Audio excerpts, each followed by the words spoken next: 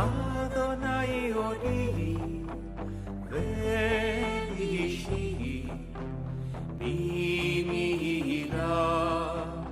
Bimira. Comienza A las Fuentes de la Fe en Tierra Santa, un programa dirigido por el padre Francesco Voltaggio.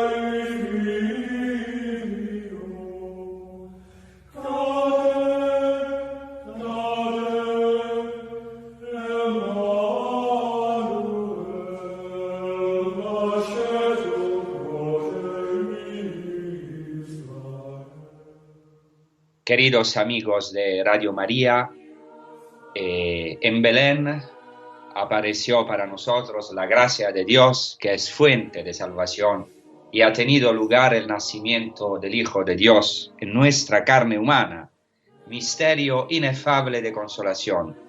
Y hoy queremos precisamente entrar en este misterio de la Navidad, y por eso nos acercamos allí donde ha nacido el Mesías, yendo a las fuentes de este lugar santo.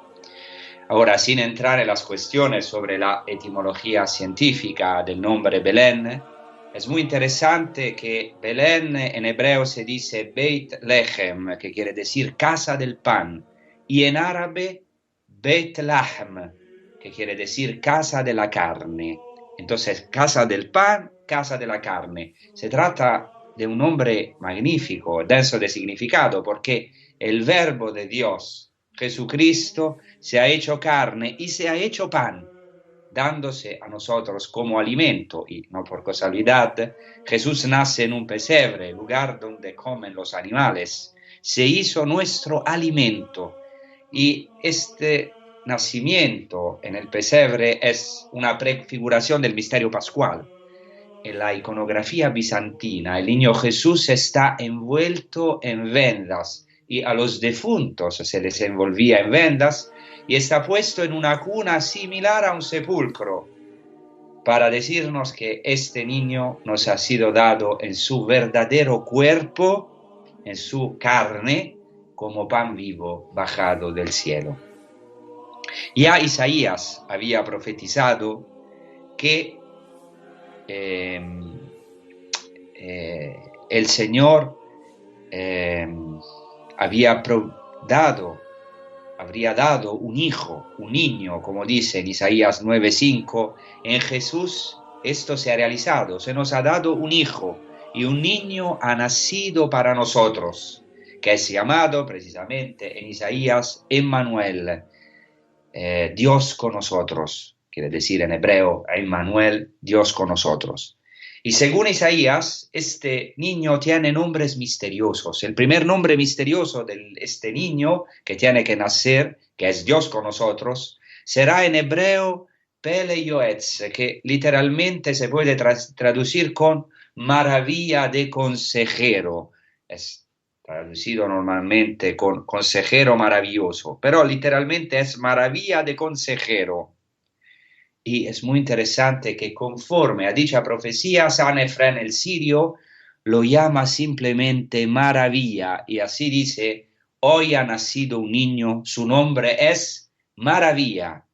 Y realmente es una maravilla de Dios que Él se haya manifestado como un niño. Así, San Efrén el Sirio. Después hay otros nombres misteriosos profetizados en el mismo capítulo de Isaías, que son el Gibor, en hebreo Dios potente, Aviad, Padre eterno, y por último, Sar Shalom, príncipe de paz. Y esta paz que el Mesías ha traído es inmensamente más profunda que una paz humana, que una paz militar, como por ejemplo en los tiempos de Jesús, la Pax Augustea, tan en boga en su tiempo. La Navidad del Señor es la fiesta de la luz. El Mesías es también, hemos dicho, esta maravilla, pero esa también es la estrella que se eleva del oriente, que ha brillado en el mundo y que ilumina la vida del hombre. Es muy interesante que en fechas cercanas a la Navidad cristiana, los judíos celebran Hanukkah, la fiesta de Hanukkah, o sea, la fiesta de la dedicación del templo, que es denominada, desde la época de Jesús, al menos como lo atestigua Flavio Josefo, en hebreo Hag HaOrim, fiesta de las luces. Y en ella, en la fiesta de Hanukkah, de la dedicación del templo, los judíos encienden cada día la luz de la Hanukkah, que es un candelabro de 9 brazos típico de la fiesta. Y tienen que cumplir esta mitzvah, este precepto, de poner este candelabro a la vista, en las ventanas o en las puertas de la casa, para que todos vean la luz. Y esta luz recuerda la victoria de los macabeos, es decir, el milagro, el triunfo de la debilidad de los judíos sobre uno de los ejércitos más potentes de la historia, que era el ejército de Antíoco Epifanes IV. Y los judíos tienen que recordar este milagro ocurrido en Tierra Santa de la luz divina que vence las tinieblas del mundo. Y por eso cada día encienden una luz del candelabro tomándola de la luz central, denominada en hebreo shamash, que significa siervo. En árabe se dice shamas, el siervo, el diácono. Y Jesucristo es este verdadero siervo que ha sido la luz del mundo puesta en medio y en alto para iluminarnos, para que nosotros, a nuestra vez, podamos convertirnos en luces para el mundo. Jesucristo es esta lámpara puesta sobre el candelabro, la luz que tiene la capacidad de encendernos cada día para que seamos luces del mundo. Y también por esta razón la Navidad es la fiesta de la luz. Los evangelios de la infancia de Mateo y Lucas, esto quiero remarcarlo desde el comienzo, no son ni una fábula, ni sic et simpliciter, simplemente un midrash, una leyenda. Y aquí tenemos que huir de la mentalidad racionalista que ha causado una preocupante aridez de un cierto tipo de exégesis. No se puede nunca olvidar que los evangelios son kerygma. En griego quiere decir kerygma, proclamación de la salvación. El hecho de que los evangelios de la infancia, como en general los evangelios todos, sean kerygma y teología, no quita nada a su historicidad, porque los evangelios son historia, pero historia kerygmática, anuncio de la buena nueva, de la salvación, pero radicada profundamente en la historia. Y no por acaso el Evangelio de Mateo se abre con una genealogía. Y tal vez hemos pensado que las genealogías constituyen una aburrida repetición de nombres extraños, raros o difíciles de leer. En realidad, la genealogía es todo lo contrario a un paréntesis monótono del Evangelio, porque es maravilloso que el Evangelio empiece con nombres concretos que recuerdan una realidad concreta y tangible, o sea, que Dios entra en la historia de un pueblo, de Israel. Y para los lectores iniciados de la Sagrada Escritura, y también esto para los judíos, las genealogías son fundamentales. En primer lugar, las genealogías bíblicas revelan que Dios ha entrado en la historia y se ha unido en eterna alianza a personas y con nombres concretos. Así empieza precisamente el Evangelio de Mateo, genealogía de Jesucristo, hijo de David, hijo de Abraham. Abraham engendró a Isaac, Isaac engendró a Jacob, Jacob engendró a Judá y a sus hermanos. O sea, Mateo decide empezar su Evangelio con dos títulos que atribuye a Jesús. Primero, hijo de David, segundo hijo de Abraham. Entonces, hijo de David. En Mateo, Jesucristo es llamado sobre todo hijo de David, lo que equivale a decir que es el Mesías, el rey de Israel, el nuevo Salomón destinado a edificar el nuevo templo. Así Jesús es el rey ideal profetizado por Natán a David y que Salomón ha cumplido solo parcialmente. Como David su padre, Jesús nace exactamente en Belén. Y precisamente en Belén, uno de los poblados más pequeños de la tribu de Judá, cayó la elección sobre el más pequeño de los hijos de Jesé, descendencia de Judá, que es David. Y es muy interesante que el profeta Samuel, después de haber visto a todos los hijos de Jesé, constata que la elección de Dios no recae sobre ninguno de ellos en el primer libro de Samuel, capítulo 16. Jesé se ha olvidado del más pequeño, que era ausente de la casa, porque pastoreaba el rebaño. Y es impresionante que el más pequeño, que es el elegido, es tomado de entre los pastores que pastorean el rebaño. Y esa es la razón por qué los primeros que en Belén reciben el anuncio del nacimiento del rey Mesías, del hijo de David, son precisamente los pastores que en tiempos de Jesús eran despreciados porque eran comparados a los ladrones. Fijaos que en aquella época los pastores no podían ser tomados como testigos exactamente como las mujeres, que serán al final del Evangelio también testigos de la resurrección. Así,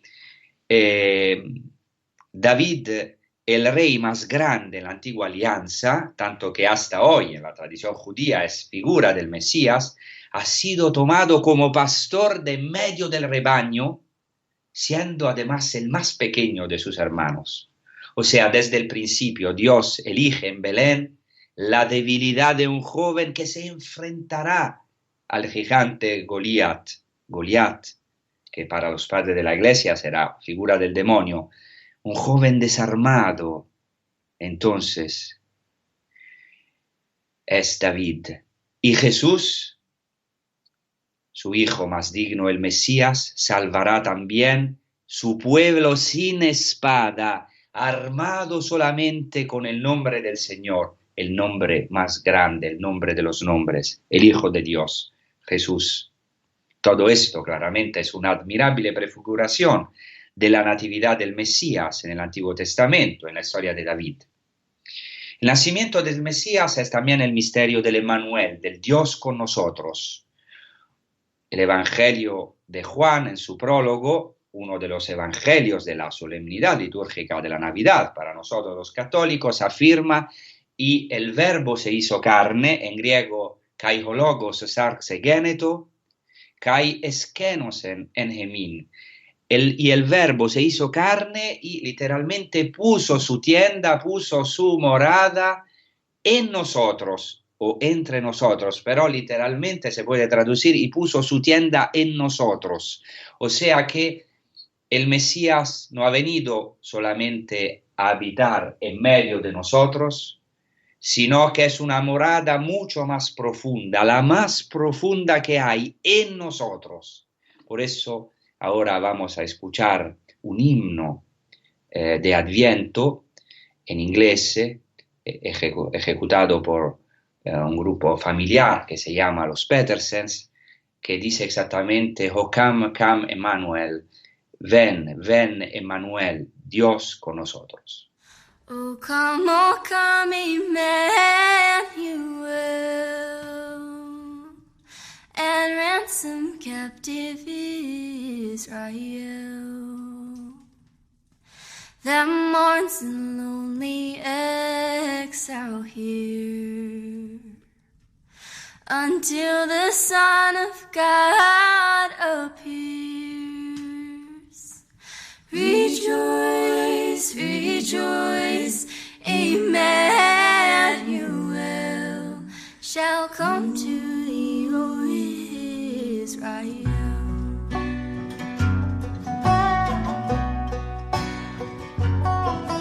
Oh, come thou day spring, come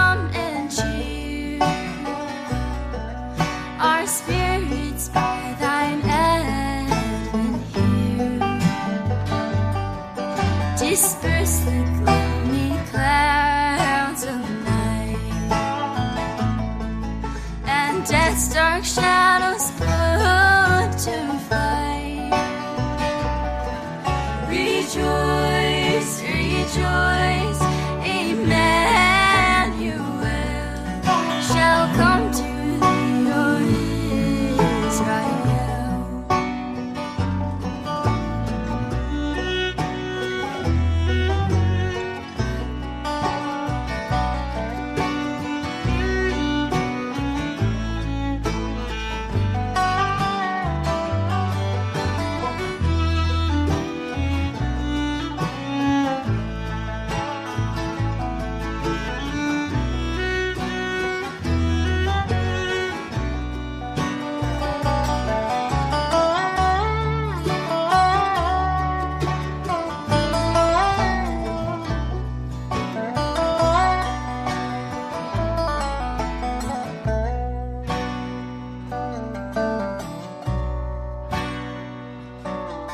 Oh, come, desire of nations, bind in one the hearts of all mankind. But bid our sad division cease, and be thyself our King of peace. Rejoice, rejoice, Emmanuel shall come to thee, O Israel. Rejoice, rejoice, Emmanuel shall come to thee, O Israel. Shall come to thee, O Israel. Shall come to thee, O Israel.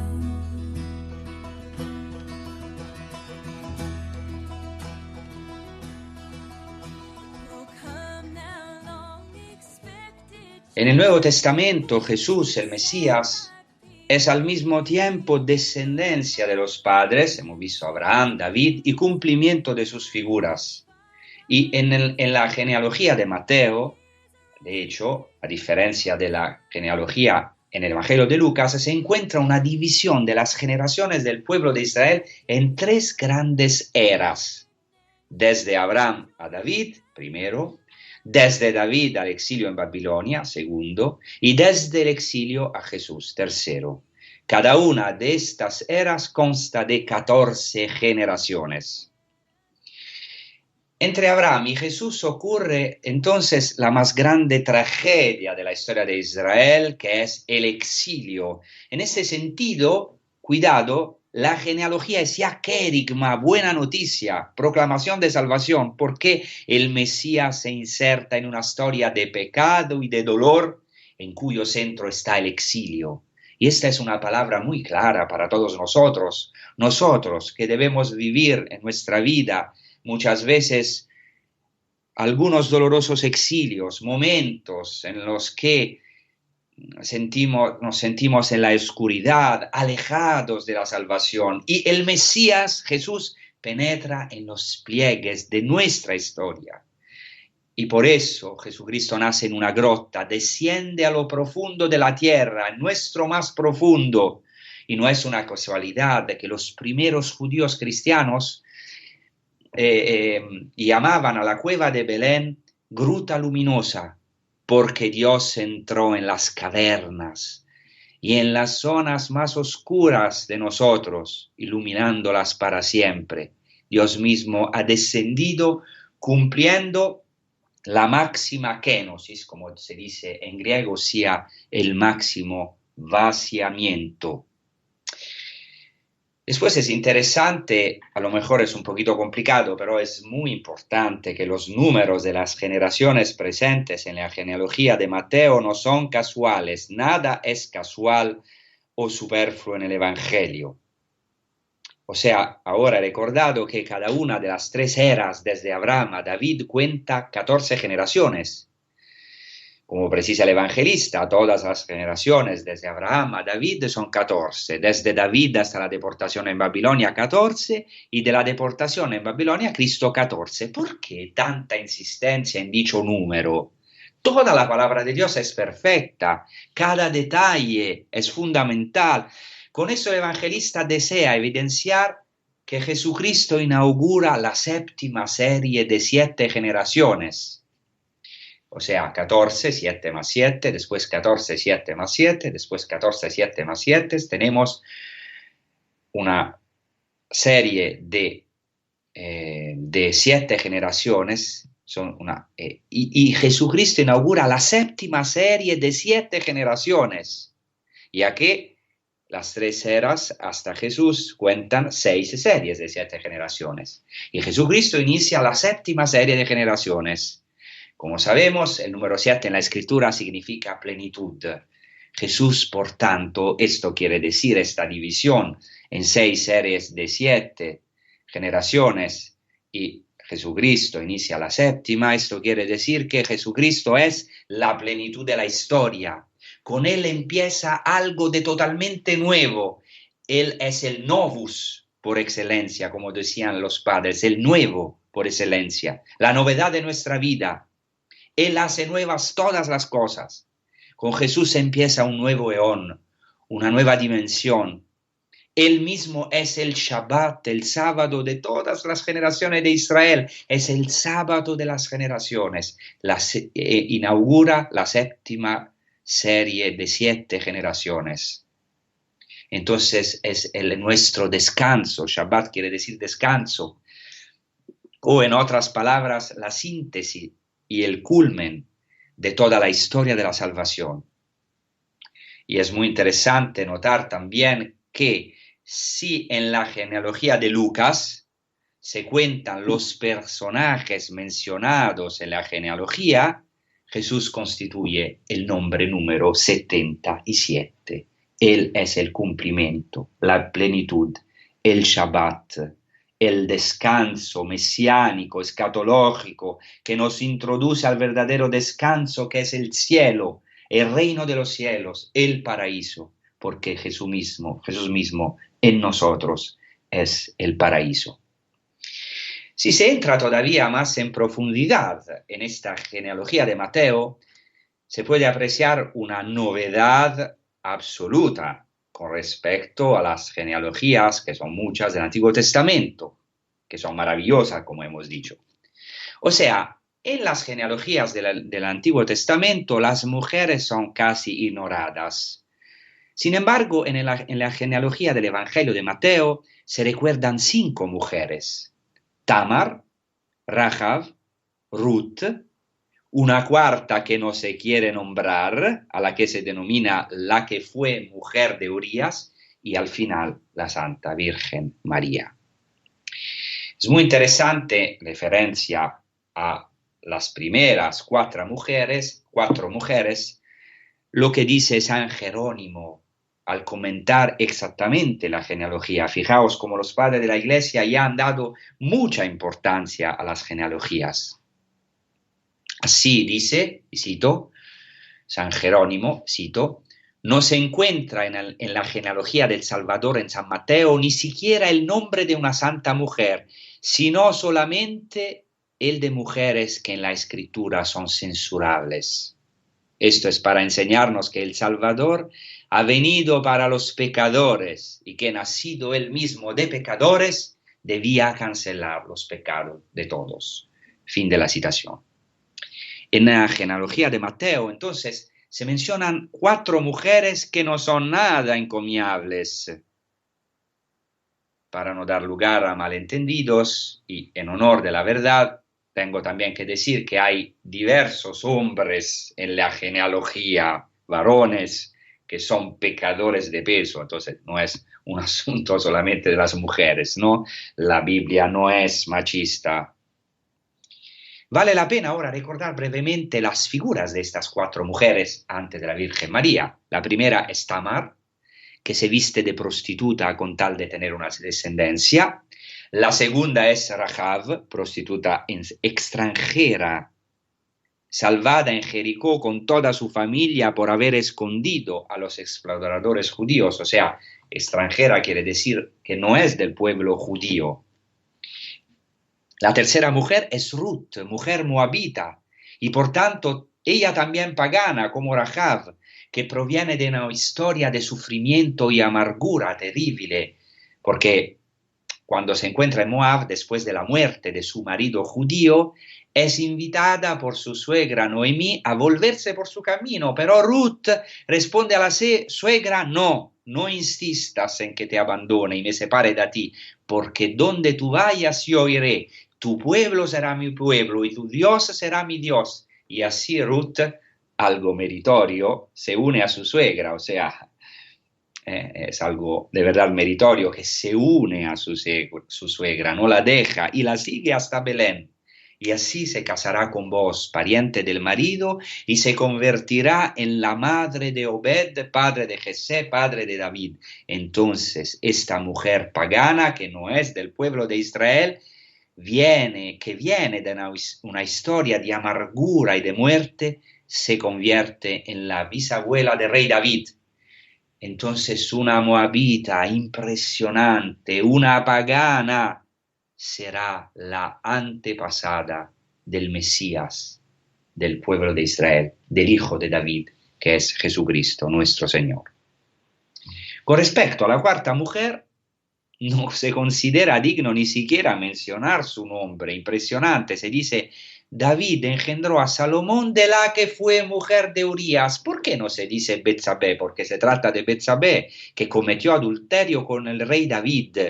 Y como se sabe, a causa de esta mujer, David hizo matar a Urías, elitita, para después tomarla como esposa. Un pecado gravísimo, pero un pecado gravísimo hasta el punto que no se nombra a esta mujer, pero también de esta historia de pecado va a nacer el Mesías sin pecado, que pero se cargará de los pecados del mundo.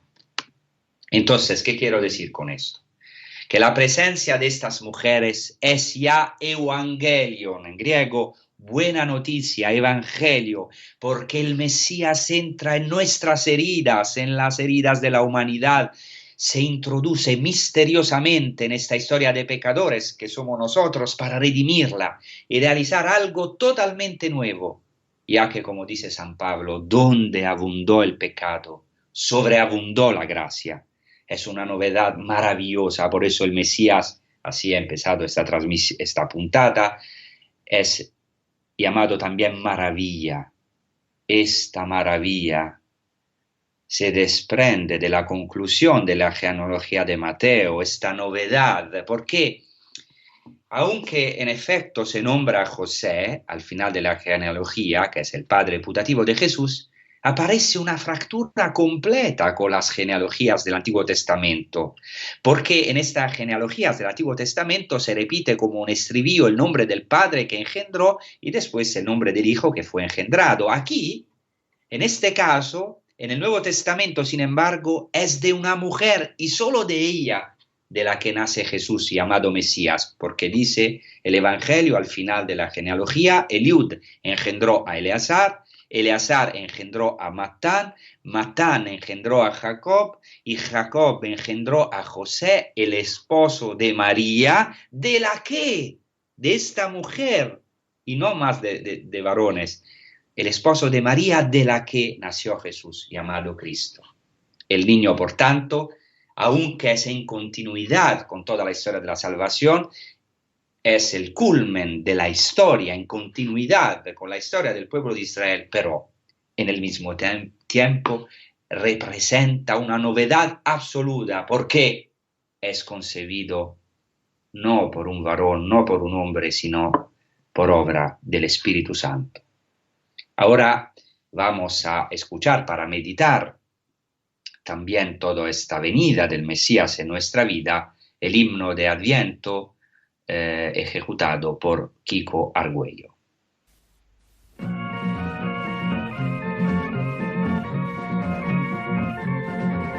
Una voz recia disipa con sus ecos la oscuridad.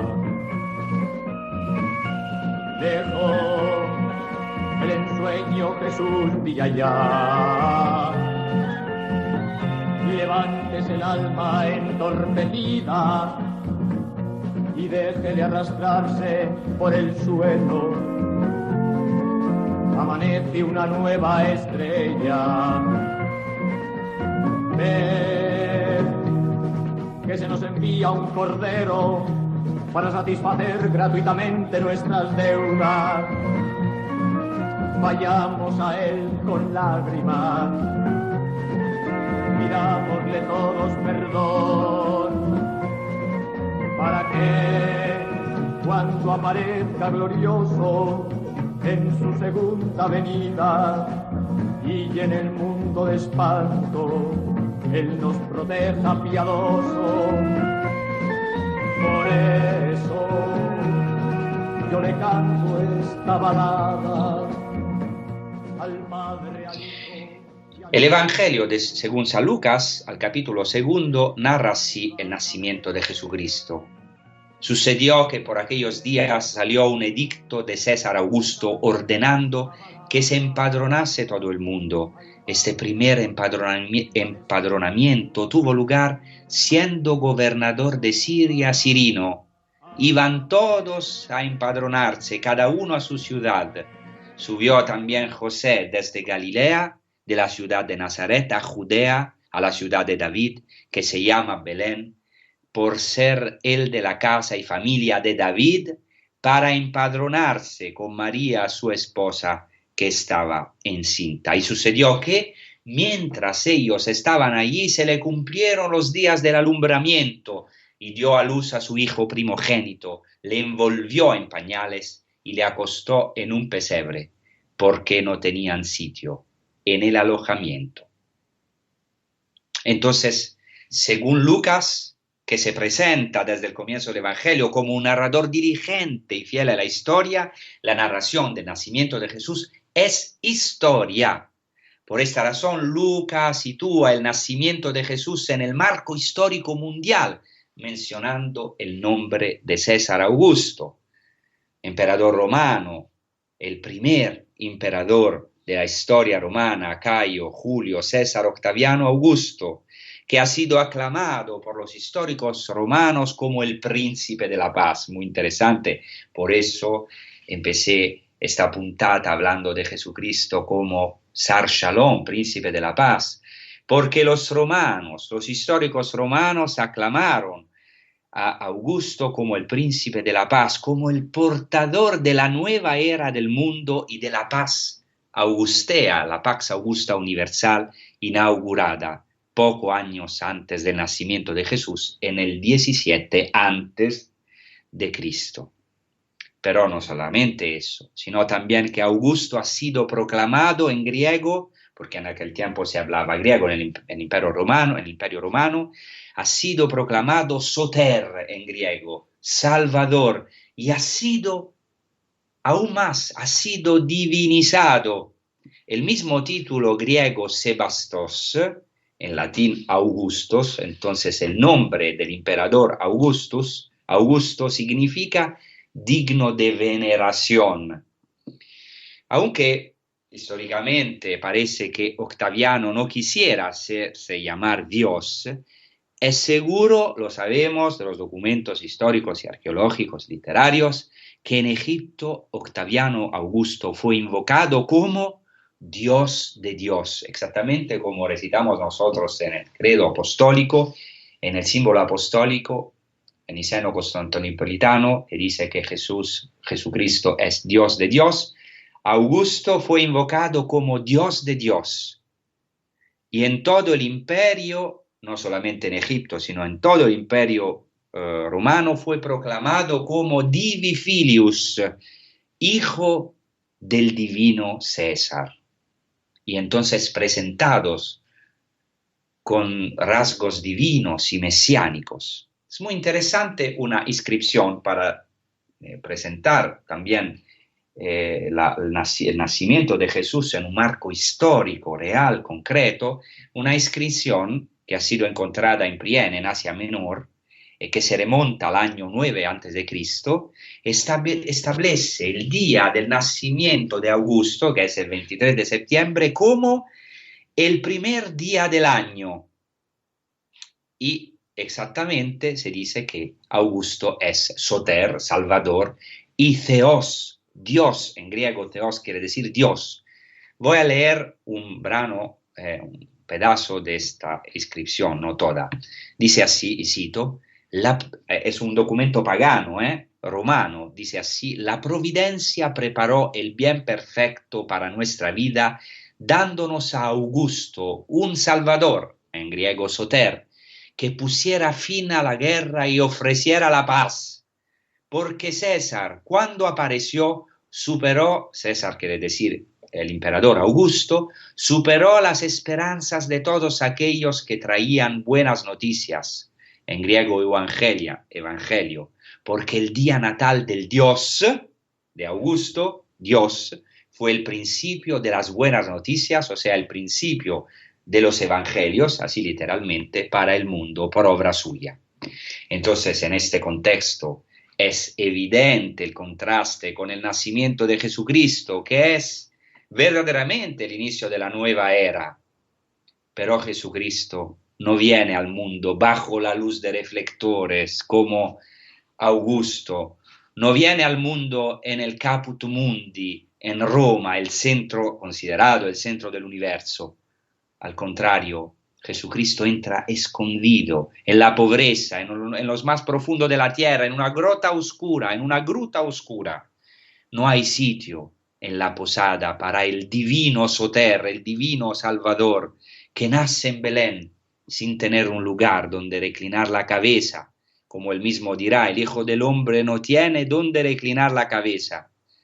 Es Jesucristo, el verdadero Soter, el verdadero Salvador, Dios de verdad, el único Kyrios, Señor, y el Verus Augustus, el único digno de veneración, el único Augusto.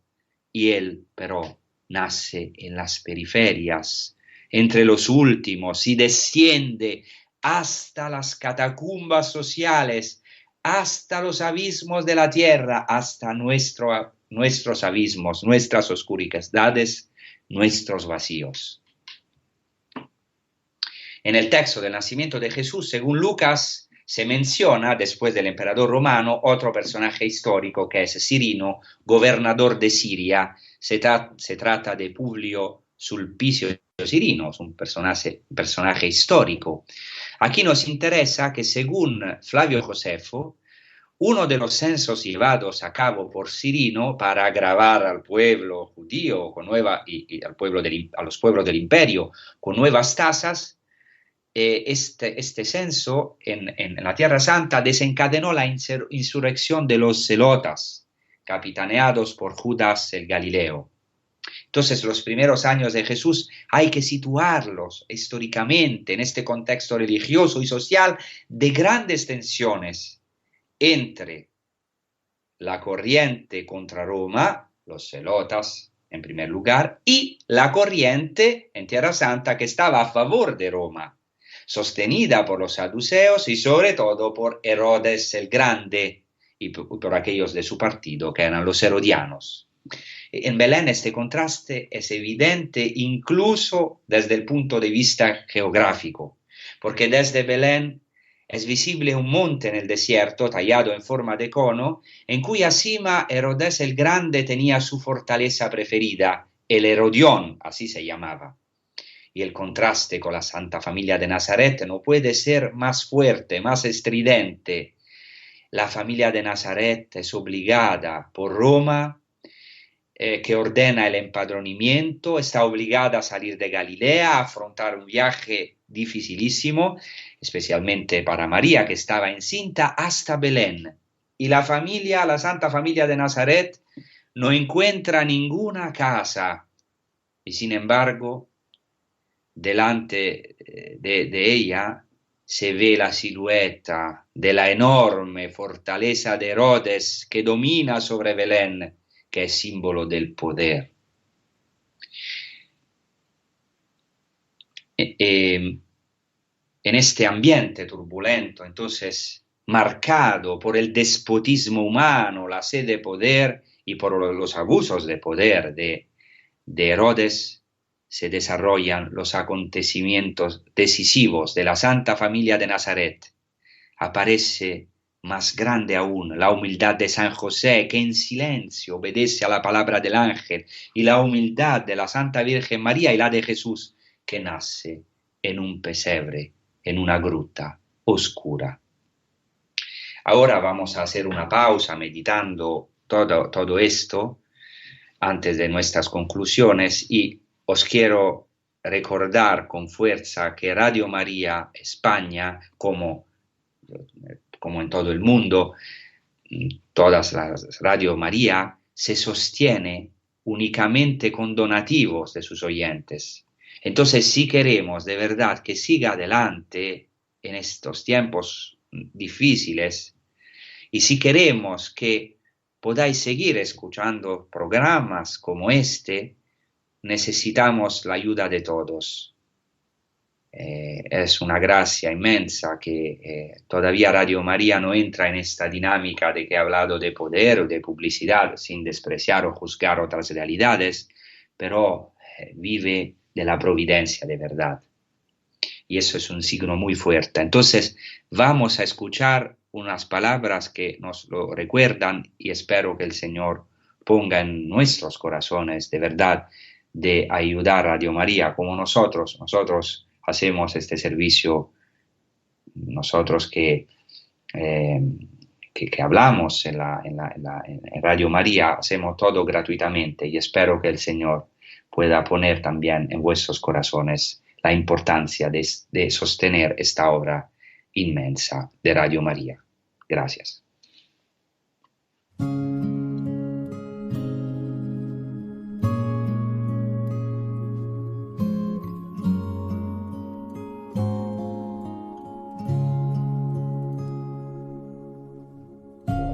Cuando miro al cielo, siento que puedo imaginar esos ojitos tiernos y tu sonrisa al despertar. Traerás la luz, la esperanza y la alegría a mi hogar. Aquí te espero, aquí te sueño, mientras preparo tu lugar, mi niño Jesús, pequeño Emmanuel, eres la promesa de un Dios que es fiel. Mi niño Jesús, que pronto vendrá a sanar corazones y al mundo traer la paz.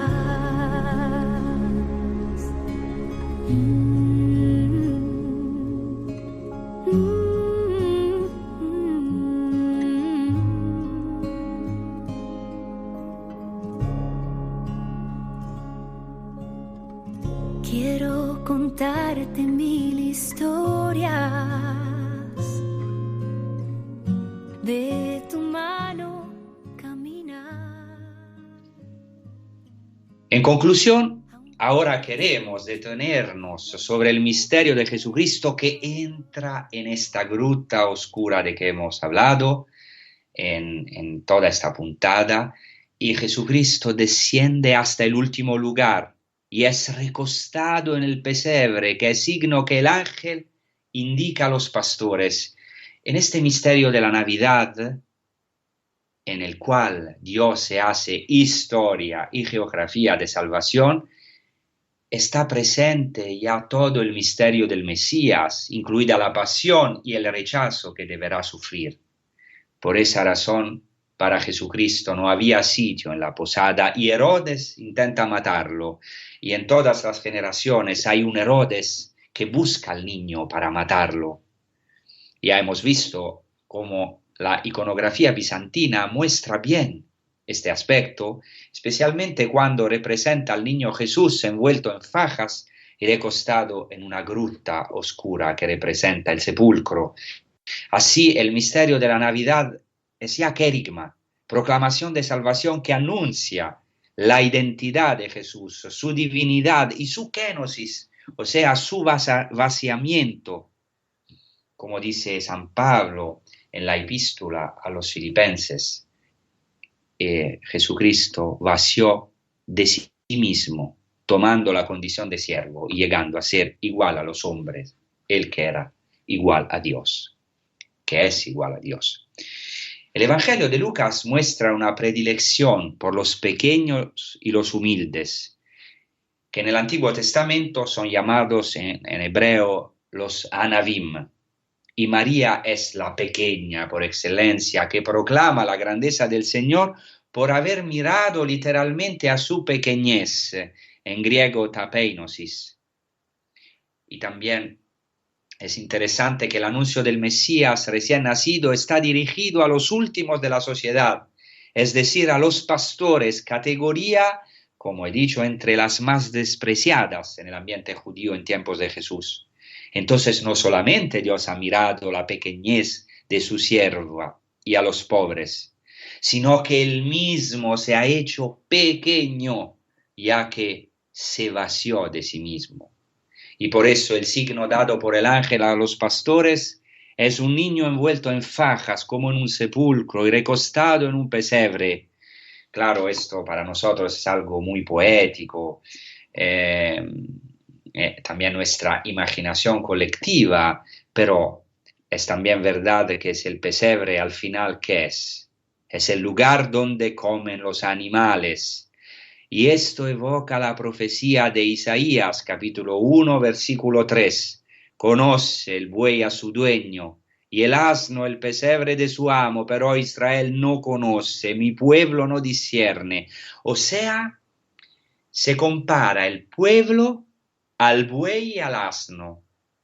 Y con el pueblo todos nosotros somos como el buey y el asno en el pesebre. O sea, muchas veces, como dice Isaías, somos como el buey y el asno, o peores, dice Isaías, del buey y el asno, porque no comprendemos muchas veces y desconocemos el pesebre del amo, el verdadero alimento que nos da Dios, que es su Hijo Jesucristo.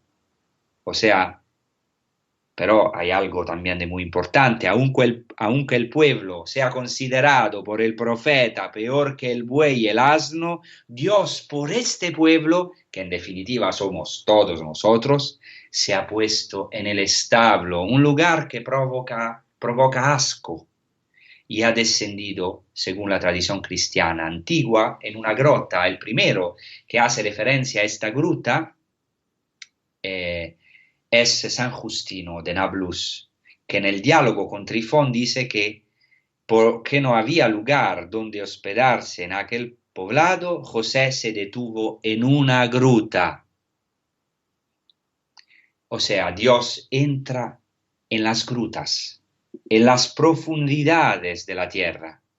Y lo que más impresiona a los que visitan Belén, o una de las cosas que más impresionan los peregrinos, es el hecho de que para entrar en la Basílica de la Natividad, todos, también los potentes, tienen que inclinarse, porque la puerta actual de la Basílica, que se remonta al periodo turco, es una puerta estrecha y baja, es símbolo de lo que Dios permite en la vida de cada uno de nosotros, para que descendamos y seamos humildes, algo que no es fácil, porque nadie en la vida quiere inclinarse frente a la historia, a los problemas, a los sufrimientos, a las humillaciones, a las incomodidades.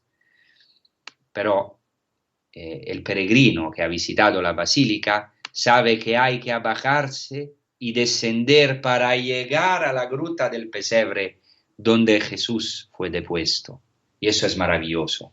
Dios mismo en Cristo ha descendido, de modo que mira al hombre de abajo arriba, o sea, como para decirnos, no tengas miedo de mí, yo te miro desde abajo, El problema de siempre entre los hombres es que se mira muchas veces, o miramos los otros, de arriba abajo. Jesucristo, al contrario, ha querido mirar al hombre desde abajo, como hizo con Zaqueo. Lucas presenta a Jesús que mira a Zaqueo desde abajo arriba. Sabemos que Zaqueo era, como todos nosotros, un hombre pequeño de estatura, que había construido su vida para ser alguien, llegando a ser un archipublicano, un jefe de los publicanos. Él se había esforzado durante toda su vida para ponerse por encima de los demás. Y este hombre, pequeño de estatura, sabiendo que Jesús pasa por su ciudad de Jericó, se sube a un sicomoro y fijaos, Jesucristo baja a Jericó, que es la ciudad más baja del mundo, 280 metros bajo el nivel del mar. Él se abaja hasta el fondo de la tierra para nosotros, para levantar los ojos y ver a Zaqueo, y cuando se encuentra finalmente con la mirada de uno que no le mira desde arriba y no le juzga, Zaqueo se convierte, porque Jesús le mira desde abajo, mientras Zaqueo está sobre el sicomoro y le invita. Zaqueo, baja pronto, nos invita a nosotros. Zaqueo, baja pronto, baja pronto de tu orgullo, porque hoy tengo que entrar en tu casa. Y esto es precisamente el misterio de Navidad, Dios que entra en nuestra casa. En el misterio de Navidad, Jesucristo se abaja y desde el pesebre mira a nosotros, mira al hombre desde abajo y le dice, baja pronto, ¿dónde te has puesto? ¿En qué sicomoro, en qué árbol alto te ha puesto? Baja, porque tengo que detenerme en tu casa. Dios ha entrado en la casa del mundo, se ha puesto en el lugar del pesebre para decirle al hombre que no hay ningún pecado, ni siquiera el más bestial, el mal animal, que en Cristo no pueda ser destruido. Jesucristo ha descendido para tomar sobre sí nuestro pecado hasta ponerse en el último lugar, en el pesebre, allí donde tenemos asco incluso de mirar, un lugar donde comen los animales. Como dice Isaías, Jesucristo fue como uno ante el cual se vuelve el rostro. Al final, queridos amigos, desde los minaretes de las mezquitas de todo el mundo suena varias veces al día el grito Allahu Akbar, es decir, Dios es el más grande. En la expresión árabe quiere decir Allahu Akbar, Dios es más grande de lo que el hombre pueda imaginar. Y esto es verdad también para nosotros los cristianos, pero a nosotros los cristianos, sin embargo, Dios ha revelado la plenitud de la verdad. Porque nosotros no solamente gritamos que Dios es el más grande, sino también podemos decir en árabe Allahu Asghar, Dios también se hizo el más pequeño, el más grande. Dios se ha hecho para nosotros el más pequeño de lo que el hombre pudiera imaginar, ya que ha descendido hasta los abismos más profundos de nosotros. Y ese es el misterio de la gruta de la Natividad en Belén, gruta luminosa, porque Cristo, luz del mundo, ha entrado en nuestras cavernas más oscuras, en nuestros vacíos más profundos, en nuestro pesebre. En definitiva, el pesebre es símbolo del hombre mismo y de su vacío, en el cual Dios ha entrado para llenarlo de su plenitud. No por casualidad, los primeros judeocristianos llamaban a Cristo el pleroma en griego, la plenitud de los mundos o de los siglos, con su kénosis, con su vaciamiento, vaciándose, nos ha colmado de su pleroma, de su plenitud. San Anselmo ha dado una de las definiciones más bellas de Dios. En latín, id quam maius cogitari nequit, aquel del que no se puede pensar en otro mayor. Y nosotros en la Navidad podemos decir que Dios se ha hecho también aquel del que no se puede pensar en otro menor. Y exactamente aquí reside toda la dulzura de la Navidad de Cristo. los primeros cristianos habían notado una asonancia en griego entre el título Christos, o sea, Cristo, y el término griego Christos, que quiere decir dulce, benigno, amoroso. Parece que se pronunciaba en la misma forma Christos. Entonces, un doble sentido. Cristo, el Mesías, pero también el dulce, el benigno, el amoroso que es Cristo. En la Navidad, en la gruta de Belén, en esa oscuridad podemos gustar toda la dulzura del amor de Dios en Cristo, de un Dios que se hace niño, que se hace pequeño, que se hace nada para nosotros, que al final nos creemos algo o alguien, pero somos nada. Este abajamiento, signo eterno del inmenso amor de Dios, nos hace de verdad enamorarnos de Cristo, que como canta la liturgia bizantina es el verdadero filántropo, el verdadero dulce amigo del hombre. Entonces le decimos, ven Señor Jesús, ven a mi oscuridad, ven, ilumina y llena mis vacíos con la dulzura de tu amor, de un niño que no incute temor, que no nos va a espantar, sino que nos va a salvar de nuestro nada para que con Él seamos todo, vamos más allá del universo, hasta a Él, que es el mismo paraíso. Jesús en nosotros, en medio de nosotros, en nuestra profundidad, es el mismo paraíso. Muchas gracias y os deseo una continuación feliz con los programas de Radio María.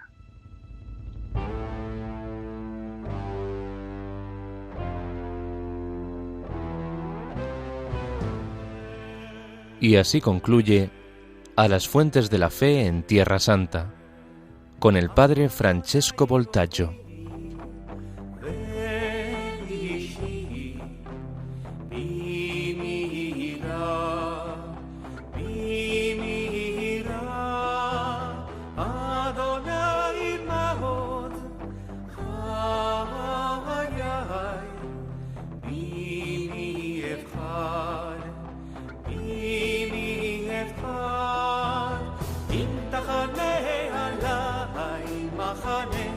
לא יירא ליבי אם תקום עלי